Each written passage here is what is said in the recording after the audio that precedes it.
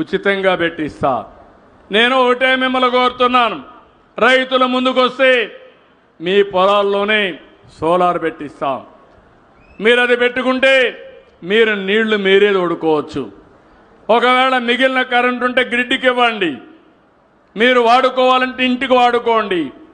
మీకు వాహనాలుంటే ఛార్జ్ చేసుకోవడానికి వాడుకోండి, కరెంటు వాహనాలు పెట్టుకొని.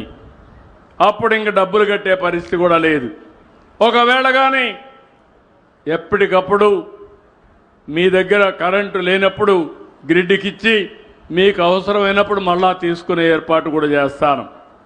నేను ఒకటే ఆలోచిస్తున్నాను, వెనుకబడిన వర్గాలు ఉన్నారు ఈ జిల్లాలో, మీకు ప్రత్యేకంగా ఒక కార్యక్రమం తీసుకొచ్చాం.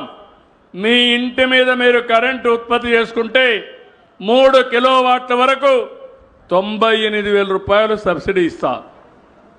దానికంటే ఎక్కువ ఉంటే అప్పు తీసుకొని మీరు కరెంట్ ఛార్జీలు కట్టే డబ్బులు దానికి కడితే ఇది మీ సొంతం అవుతుంది. తర్వాత ఉచితంగా కరెంటు వాడుకునే అవకాశం వస్తుంది. షెడ్యూల్ కులాలైతే, షెడ్యూల్ తెగలైతే 2 కిలోవాట్ల వరకు నేను ఉచితంగా కరెంటు పెట్టిస్తా. మీరు ఒక్క పైసా కట్టే పరిస్థితి ఉండదని చెప్పి కూడా నేను మీకు తెలియజేస్తున్నా.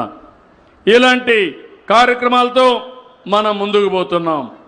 ఈరోజు ఇక్కడుండే మిమ్మల్ని అందరినీ ఒకటే కోరుతున్నాను, ఉత్తరాంధ్ర విశాఖపట్నం, శ్రీకాకుళం, విజయనగరం పేదరికం ఉండే జిల్లా. ఈరోజు మీరు ఇక్కడ చూస్తే నేను సీఎంగా ఉన్నప్పుడే వంశధార, నాగావళి ఇవన్నీ కూడా అప్పుడే ఇక్కడే తోటపల్లి, అదే మాదిరిగా ఆ రోజే మనం ప్రారంభించాం, అనేక ప్రాజెక్టులు ప్రారంభించాం. తారక రామ తీర్థసాగర్ ఇవన్నీ ప్రారంభించాం. ఈరోజు ఉత్తరాంధ్రలో 2,000 కోట్లు ఖర్చు పెట్టి 100% అన్ని ప్రాజెక్టులు 2 సంవత్సరాల లోపల పూర్తి చేసే బాధ్యత నాదని మరొకసారి మీ అందరికీ హామీ ఇస్తున్నా.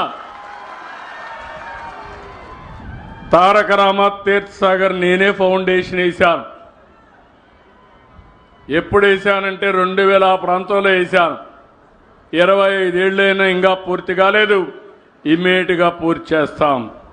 తోటపల్లి రిజర్వాయర్కి నేనే ఆ రోజు ఫౌండేషన్ వేసి మళ్ళీ నేనే పూర్తి చేశాను, మళ్ళీ వదిలేశారు. కుడి కాలువ, గజపతి నగర్ కాలువలు పూర్తి చేస్తాం. ఇంకో పక్కన ఈ జిల్లాలో మీరు కొన్ని విషయాలు కూడా చెప్పారు.